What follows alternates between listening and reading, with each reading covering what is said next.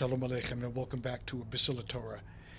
Shoftim is the parsha that we're reading this week, and it's all about, for the most part, jurisprudence.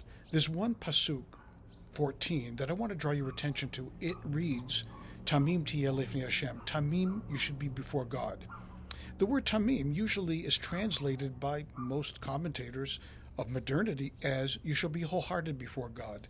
And they probably get this translation from Rashi, that great medieval exegete who basically said the same thing. Understand this verse as being wholehearted before God. Do it with a complete heart, with full intention. However, I want to draw your mind back to Passover.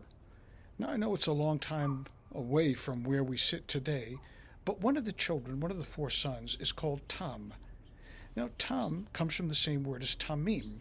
But there in the Passover Seder, if you ever read the English, well, the English translations that I've read, usually comes out as being simple. The simple son says. So does that mean the pasuk in verse 14 means you should be simple before the Lord your God?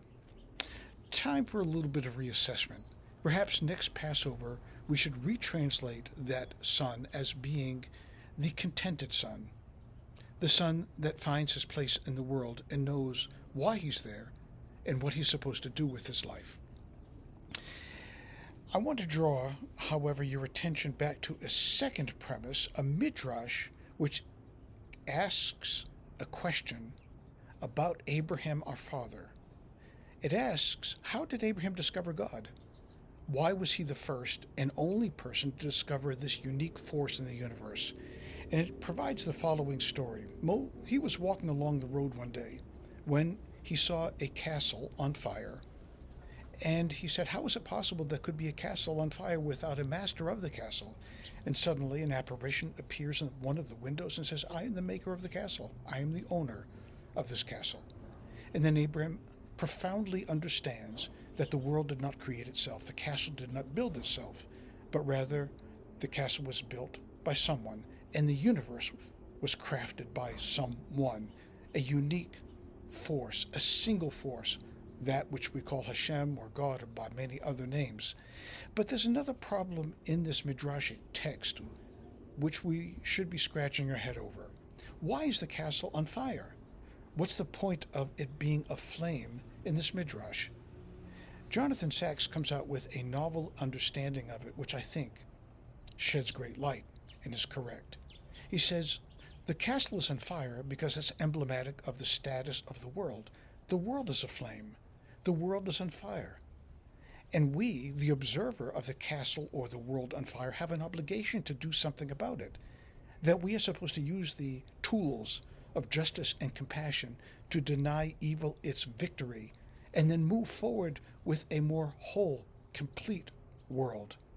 Taking this all the way back to that phrase from verse 14, Tamim tiyeh lefnei Hashem. There are two stages to this. The first stage is we should find our place in the world. We should find our sense of contentment, know who we are, and know what is expected of us. That's like that simple son, Tom. We're supposed to know where we sit in this world. But there's a second, more profound stage to this, that we're supposed to also take action, do something to deny the evil from having the last say in this world, as the world is aflame.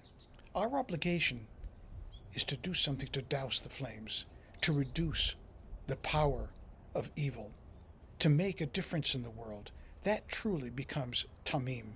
You shall be complete before God, and then you shall do something about that completion before God by taking action, because there is a reason why you were created. There is a reason why you were born and cast into this world, if not to make the world a better, more refined place.